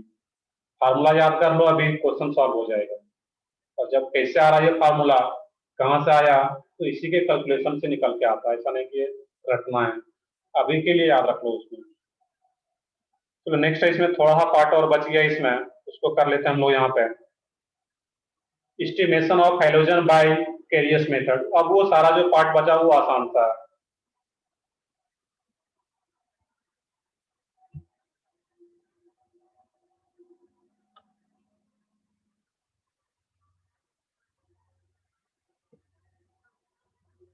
अब यहाँ पे देखो, इसमें क्वेश्चन आ रहा है किसमें, where molarity comes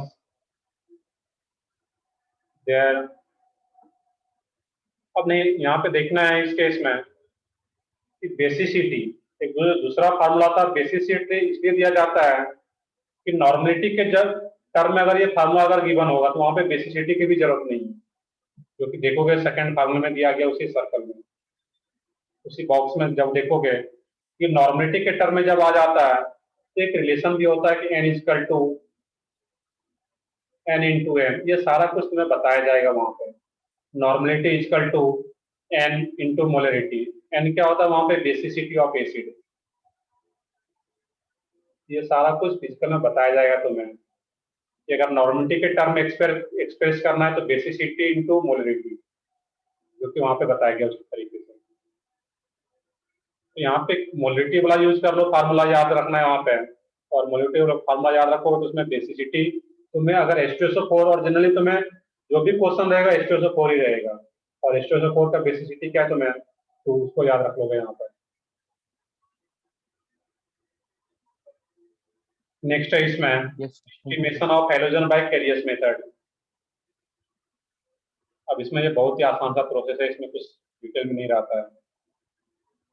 अब एक क्वेश्चन ये पूछ लिया जाएगा तो मैं कि हेलोजन का जो एस्टिमेशन करते हैं वो किस मेथड से यूज करते हैं, तो वो क्या होता है कैरियस मेथड। इसमें क्या होता है कि halogen estimated as silver halide in Carius method. In the process organic halide is treated with acidified silver nitrate. अब जो ऑर्गेनिक हैलाइड है तुम्हारा, मान लेते हैं कि उसमें क्या हो, तो मैं कार्बन हो, हाइड्रोजन हो, और वहां पे क्या हो तुम्हारा हाइड्रोजन भी हो। उसमें हाइड्रोजन का एस्टिमेट करना है कि उसमें कितने मोल में प्रेजेंट है, तो उसका रिएक्शन किसके साथ कराओगे, AgNO3 के साथ। और जब AgNO3 के साथ रिएक्शन कराएंगे और इसमें जो इस ऑर्गेनिक कंपाउंड में जो हाइड्रोजन प्रेजेंट होगा वो AgNO3 के साथ रिएक्ट करने के बाद वो क्या बना लेता है वहां पे, AgX। Cl होगा तो AgCl, Br होगा तो AgBr, इस तरीके से। तो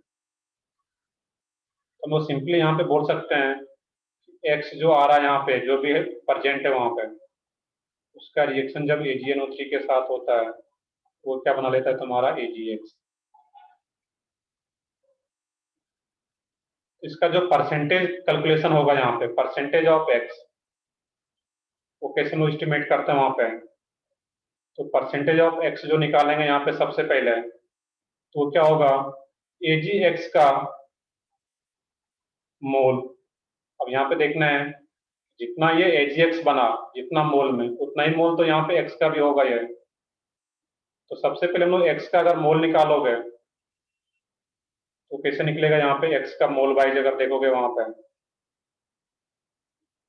तो X का जो मोल निकालोगे वहां पे तो क्या रहेगा, एटॉमिक मास ऑफ X और molecular mass of divided by molecular mass.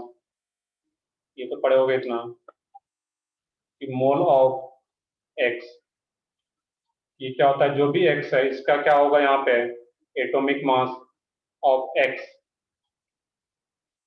Divided by molecular mass of AgX।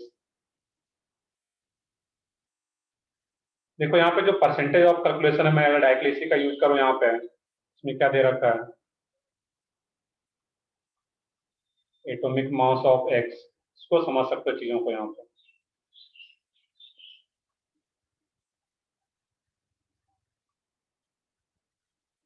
AgX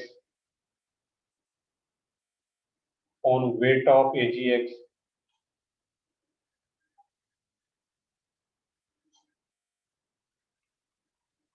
weight of organic halide। अब देखना है यहाँ पे कि X का मुझे परसेंटेज में निकालना है कि उस ऑर्गेनिक कंपाउंड में X कितने अमाउंट में वहां पे है। तो सबसे पहले तो मुझे ये निकालना होगा इस केस में कि जो AgX बना यहाँ पे फाइनल कंपाउंड, तो AgX में ध्यान से देखना यहाँ पे, या AgCl में ले लेता हूँ यहाँ पे, X का स्पेसिफिक Cl ले लो यहाँ पे कि AgCl में AgCl का कितना रहता है मोलिकुलर मास,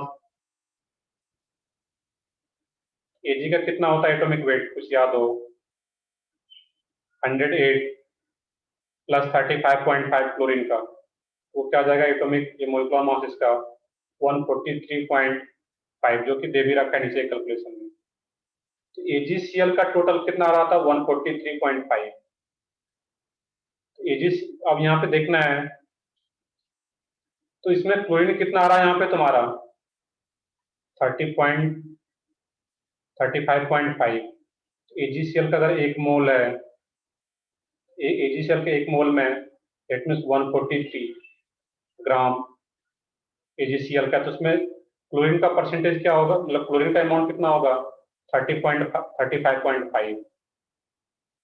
ये यहाँ पे दे रखा है इस केस में यहाँ पे कि X का अगर निकाला जाए इस केस में कि जो क्लोरीन है यहाँ पे वो क्या रहेगा 35.5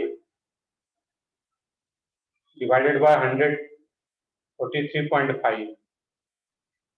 अब इसका जो वेट ऑफ ये X का यहाँ पे आ गया यहाँ पे ग्राम में, उसका जब मल्टीप्लाई कर दोगे इस केस में यहाँ पे वेट ऑफ AgX का जो वेट फाइनली बना वहां पे, ये तुम लोग ग्राम में एक्सप्रेस कर रहे थे, और फाइनली ये क्या आ जाएगा, इसको जब मल्टीप्लाई कर दोगे वेट से, वेट ऑफ AgX जो क्वेश्चन में गिवन होगा तुम्हारा,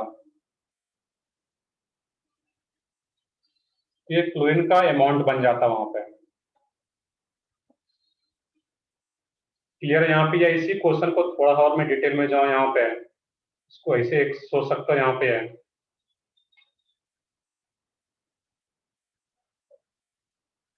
कि 143 ग्राम में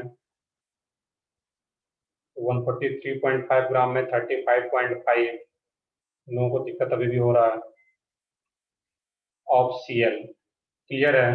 इतना AgCl में 35.5 Cl है, तो X में कितना होगा यहाँ पे? जो भी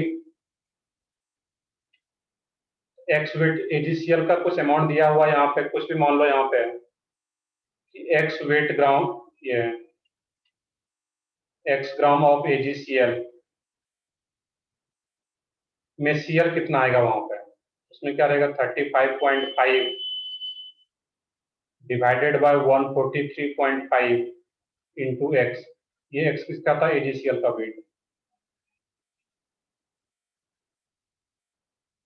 ये क्लोरीन का वेट निकल जाएगा यहाँ पे, और क्लोरीन का वेट जैसे निकल गया उसको टोटल वेट से डिवाइड कर दोगे इंटू 100, तो टोटल वेट कंपाउंड का गिवन होगा वहां पे, जो भी W है इंटू 100, वो गिवन होगा। वेट ऑफ ऑर्गेनिक हैलाइड, वो क्वेश्चन में ऑर्गेनिक हैलाइड जो आ रहा है वहां पे, वो गिवन होगा। ऑर्गेनिक हैलाइड का वेट क्या हो, जो W ग्राम वहां पे है। वेट ऑफ ऑर्गेनिक हैलाइड तुम्हें क्वेश्चन में गिवन रहेगा, उसके लिए तुम्हें सोचना नहीं है।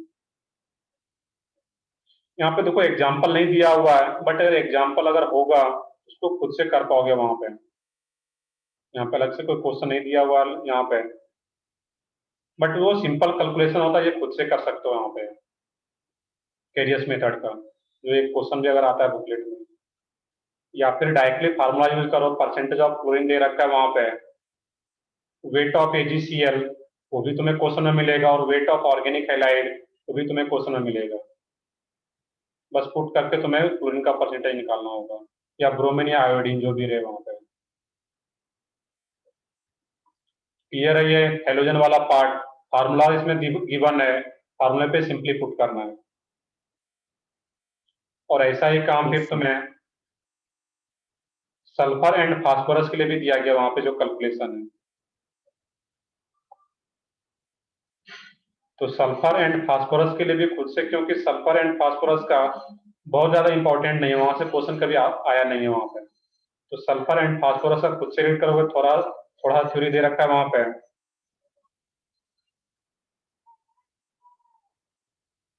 अब यहाँ पे देखोगे फ्लोरीन को क्यों यूज नहीं करते हैं, तो फ्लोरीन को जैसे कि एक सबसे नीचे अगर देखोगे, उसी पेज पे मैंने पहले भी बताया हुआ था कि I7 में उसी के सबसे लास्ट थ्योरी का पार्ट देखोगे, estimation of halogen by Beilstein test, उसमें जो टेस्ट होता है उसके लिए भी हम लोग यूज नहीं करते वहां पे। तो फ्लोराइड को भी यहाँ पे हम लोग जनरली यूज नहीं करते। AgF का जो कैलकुलेशन होता है उसके इसमें यहाँ पे हम लोग नहीं करते हैं। उसका रीजन कुछ अलग है, क्योंकि वो जो क्लोरीन होता है वो AgNO3 के साथ उतना इजीली रिएक्ट नहीं कर पाता है वहां पे। क्लियर है वहां पे? तो फ्लोरीन के लिए कोई कैलकुलेशन यहाँ पे नहीं रहता है। जो गिवन वहां पे क्लोरीन ब्रोमीन आयोडीन के लिए फार्मूला गिवन है, तो फार्मूला सिंपल सा, उसको याद रखोगे तो कोई भी कैलकुलेशन है तो वो कर पाओगे वहां पर। एस्टिमेशन ऑफ सल्फर, सल्फर का एस्टिमेशन करना है तो भी एक बार खुद से रीड करो। सल्फर का एस्टिमेशन किससे करते हैं?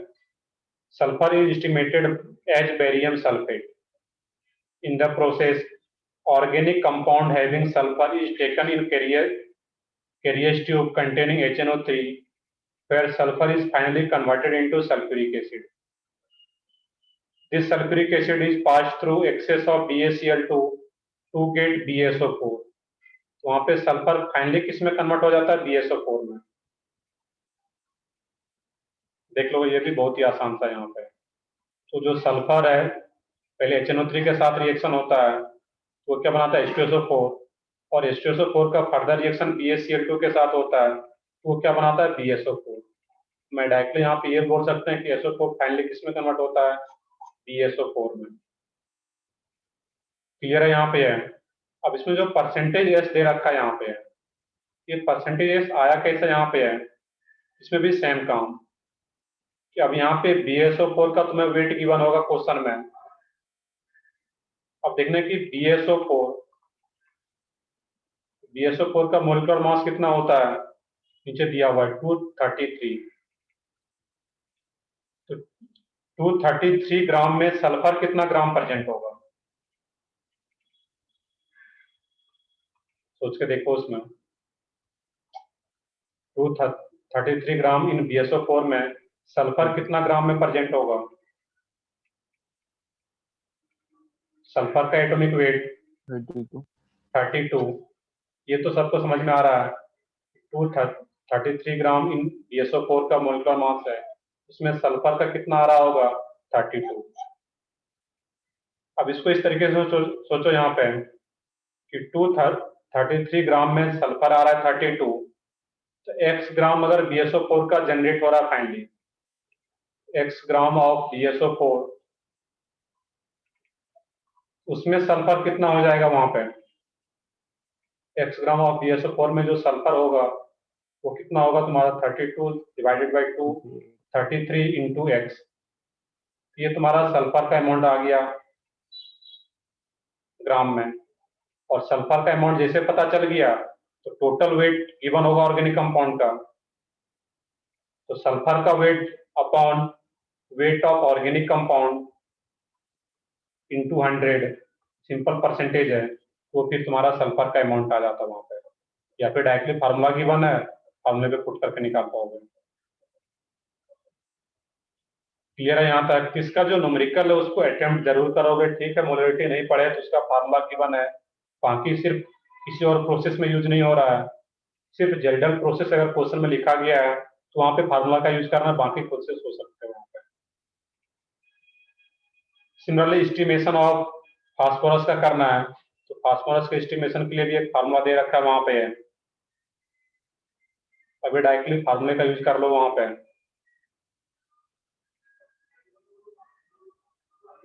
देखिए सल्फर वाले के लिए क्वेश्चन दे रखा है, उसको अगर मैं कर लूं यहाँ पे, देखो क्वेश्चन फर्स्ट में दिया हुआ है, in sulphur estimation 0.157 gram of organic compound gave 0.4813 gram of barium sulphate. What is the percentage of sulphur. Sulphur का परसेंटेज क्या होगा तुम्हारा यहाँ पे, इसमें क्या दिया हुआ है 32 divided by 2, 33 into x. X क्या था वहां पे है, एक्स ग्राम ऑफ BSO4। तो BSO4 का ग्राम में दिया हुआ यहाँ पे 0.4813 upon weight of organic compound. Organic compound का वेट दिया गया है वहां पे 0.157 इंटू 100। ये कैलकुलेशन कर लोगे तो अपने आप आंसर आ जाएगा। तो क्वेश्चन आसान सा ही रहेगा यहाँ पे, थोड़ा सा भी बेसिक पता है इसमें फिजिकल का तो कर पाओगे यहाँ पे। और उसी तरीके से फास्फोरस के लिए भी दे रखा है वहां पे। क्लियर है। तो फास्फोरस ऑक्सीजन का बहुत ज्यादा इंपॉर्टेंट नहीं रहता है, बट फिर भी ग्राम में दिया गया, यहाँ ये फार्मूला दिया गया है, उसको देखना है। तो खुद से देख लोगे वहां पे, उसका क्वेश्चन बुकलेट में भी नहीं होगा एक भी। अब देखो यहाँ पे तुम लोगों को करना क्या है, मैं फिर से रिपीट कर देता हूँ लास्ट में। तो यहाँ पे जो इम्पोर्टेंट प्रोसेस है, सबसे इम्पोर्टेंट तुम्हारा कार्बन हाइड्रोजन का एस्टिमेशन था, जो कि आसान सा था। नाइट्रोजन में डुमाज मेथड एंड जेल्डल मेथड, ये सबसे ज्यादा इंपॉर्टेंट है। सबसे ज्यादा क्वेश्चन यहाँ से पूछा गया जेई मेंस में। एडवांस में ये यहाँ से क्वेश्चन नहीं पूछता कभी भी। बेसिकली जेई मेंस का पार्ट होता है, तो जेई मेंस में क्वेश्चन यहाँ से आया हुआ है। नाइट्रोजन का दोनों प्रोसेस इंपॉर्टेंट है, उसको याद रखना है। एंड हाइड्रोजन वाला, हाइड्रोजन का जो कैरियस मेथड है एंड सल्फर का जो मेथड आ रहा है, तो हाइड्रोजन सल्फर का इंपॉर्टेंट है एंड नाइट्रोजन। तो नाइट्रोजन का तो सबसे इंपॉर्टेंट है दोनों मेथड। उसका क्वेश्चन अब एक बार अटेम्प्ट करोगे एक्सरसाइज का, तो मेरे तरफ से ये लास्ट थ्योरी का देख भी रहोगे, इसमें थ्योरी का लास्ट पार्ट है, उसमें उसका कुछ थ्योरी है ही नहीं। तो जो होमवर्क है तुम्हारा इसमें, क्योंकि इसमें और लेक्चर तो है ही नहीं, बीच में सैटरडे संडे आता है। इसका जो होमवर्क है तुम्हारा एक्सरसाइज 1 का, जो रिमेनिंग सेक्शन था फिनॉल के आगे का, वो कंप्लीट करोगे उसमें, पार्ट 1 पार्ट 2 दोनों। और ये कैलकुलेशन वाला भी पार्ट अटेम्प्ट करोगे। जो नहीं होगा तो हम लोग क्लास में डिस्कस करेंगे, बट जो नहीं हो रहा तो उसको डायरेक्टली फार्मूले पे पुट करके करोगे तो 100% वो सॉल्व हो जाएगा। प्रोसेस कैसे आ रहा है तो फिर तुम्हें मोलरिटी नॉर्मेलिटी जब पढ़ लोगे तो प्रोसेस से भी पता चल जाएगा।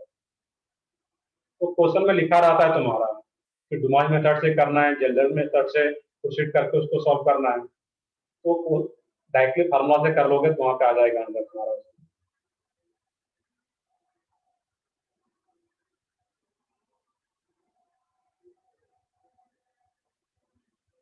बाकी जो ऑर्गेनिक वाला टेस्ट है उसमें तो कोई दिक्कत होगा नहीं, तो खुद से कर पाओगे फिर वहां पे।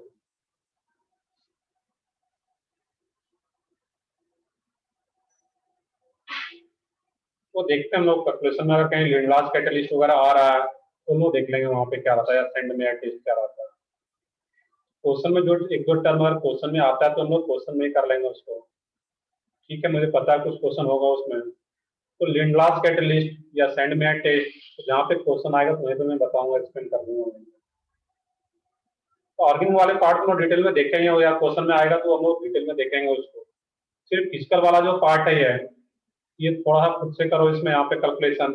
वैसे मैंने पूरा डिटेल में एक एक जो मेथड है सबको एक एक करके बताया हुआ है, उसका क्वेश्चन भी अटेम्प्ट करोगे।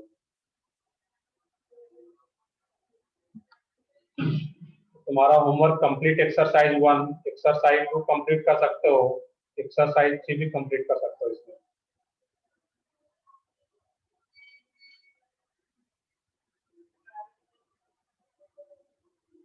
और जो लास्ट सेक्शन था, सेक्शन आई का अगर कुछ क्वेश्चन सॉल्व नहीं हो रहा है, फिजिकल वाला जो कैलकुलेशन है, मैं क्लास में उसको भी सॉल्व करके बताऊंगा कैसे सॉल्व होगा। दैट मीन्स क्वेश्चन सारे क्वेश्चन को अटेम्प्ट करना है। और जो ऑर्गेनिक वाला सेक्शन है, लास्ट सेक्शन को छोड़ करके उसको तो करना ही करना है। होमवर्क तुम्हारा क्लियर है। डीपीपी अभी मैं होमवर्क नहीं दे रहा हूँ, तो डीपीपी बहुत ज्यादा था भी नहीं इसका। डीपीपी जो 9, 10 है उसी में कुछ क्वेश्चन होगा तो होगा, डीपीपी इसका कुछ अलग से रहता नहीं है। तो एक्सरसाइज 1, 2, 3 कंप्लीट, ये तुम्हारा होमवर्क है। बाकी एक्सरसाइज 1 का रिमेनिंग पार्ट करेंगे, उसके बाद एक्सरसाइज 2 भी करेंगे उसमें। नेक्स्ट चैप्टर कौन सा है? नेक्स्ट चैप्टर जो रहेगा तुम्हारा इनऑर्गेनिक का चैप्टर, जो कि मैंने पहले ही बताया था, बीच में के चैप्टर आ गया था। तो नेक्स्ट चैप्टर तुम्हारा इनऑर्गेनिक का रहेगा, पीरियोडिक टेबल। और पीरियोडिक टेबल के जो तुम्हें सबसे ज्यादा इंपॉर्टेंट है, शायद आप पढ़ चुके होंगे, एटॉमिक स्ट्रक्चर कंप्लीट पढ़ चुके होंगे तुम लोग। एटॉमिक स्ट्रक्चर कंप्लीट हो चुका है तुम लोगों में। सर ठीक है, इसमें तो फिर कोई दिक्कत नहीं जाएगा पीरियोडिक टेबल पढ़ने में। और एटॉमिक स्ट्रक्चर का कौन सा पार्ट इसमें अगर रिवाइज भी करते हो, जो कि पीरियोडिक टेबल में यूज करते हैं, ओनली कन्फिगरेशन वाला पार्ट, इलेक्ट्रॉनिक कन्फिगरेशन, एलिमेंट्स का जो इलेक्ट्रॉनिक कन्फिगरेशन है वो प्रॉपरली सबको आना चाहिए। और एटॉमिक नंबर भी सर लिखाएंगे वहां पे। तो ठीक है, मॉड्यूल नहीं मिला पीरियोडिक टेबल का, तो किन्हीं को नहीं मिला है या कुछ लोगों को मिल गया है, तो सेंटर पे अवेलेबल है मॉड्यूल, तो जिनको नहीं मिला तो वो जाकर के ले सकते हो। कुछ लोगों को मिल गया, जिनको नहीं मिला तो वो सेंटर पे जाकर के ले सकते हो, पीरियोडिक टेबल का सीट अवेलेबल है। नहीं, एक क्वेश्चन ये आ रहा था क्या सर ऑर्गेनिक खत्म हो गया 11 का? नहीं, वो लास्ट में आएगा, पहले वो सारा इनऑर्गेनिक पढ़ लेंगे। पीरियोडिक टेबल शॉर्ट में लोग पीटी बोलते हैं। नेक्स्ट चैप्टर आता है उसमें केमिकल बॉन्डिंग। उसके बाद फिर लास्ट में तुम्हें आएगा जीओसी, जनरल ऑर्गेनिक केमिस्ट्री। तो सिर्फ एक चैप्टर बच जाता है तुम्हें ऑर्गेनिक का, जीओसी। बट ये बहुत बड़ा चैप्टर होता है, इसमें ऑलमोस्ट 20 लेक्चर के आसपास लग जाता है, इवन 20 से ज्यादा ही। ये जीओसी बहुत बड़ा चैप्टर होता है ऑर्गेनिक केमिस्ट्री का। इसको लास्ट में हम इसीलिए पढ़ते हैं क्योंकि 12th में जो ऑर्गेनिक केमिस्ट्री पढ़ेंगे उसका बहुत ज्यादा, जो 12th का ऑर्गेनिक केमिस्ट्री है उसका रिलेशन जीओसी का बहुत ज्यादा रहता है। 12th का ऑर्गेनिक केमिस्ट्री का बहुत ज्यादा यूज 11th का जो जीओसी है उसके साथ होता है, फिर वो लास्ट में इसको पढ़ते हैं जीओसी।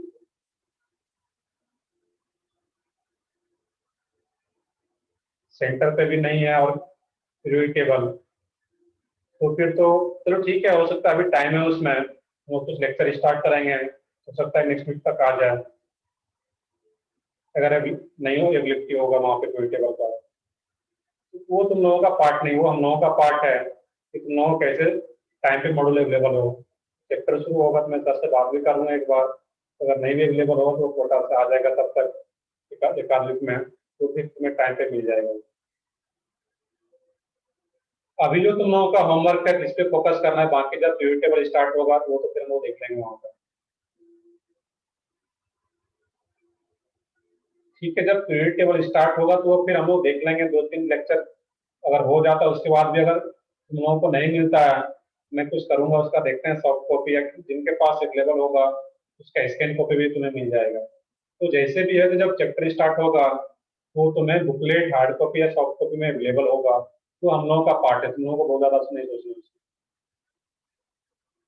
तुम लोगों को जो काम करना है अभी, तो एक्सरसाइज 1, 2, 3 इसका मॉडल सब लोगों के पास है, इसको कंप्लीट सॉल्व करना है यहाँ पर। बाकी जब नेक्स्ट चैप्टर स्टार्ट होगा पीरियड टेबल, तो तुम लोगों को मॉडल भी मिल जाएगा उसका। चलो ठीक है, अभी मैं सेशन एंड करता हूँ, मेरा नेक्स्ट लेक्चर भी है, तुम लोगों का भी लेक्चर होगा। तो पीरियड टेबल को स्टार्ट करना है, पहले हम लोग ये कल डिस्कस कर लेंगे, नेक्स्ट वीक में तो फिर हम लोग आगे स्टार्ट करेंगे। तो ठीक है, ओके, थैंक यू सर। करता हूँ मैं अभी, बाय।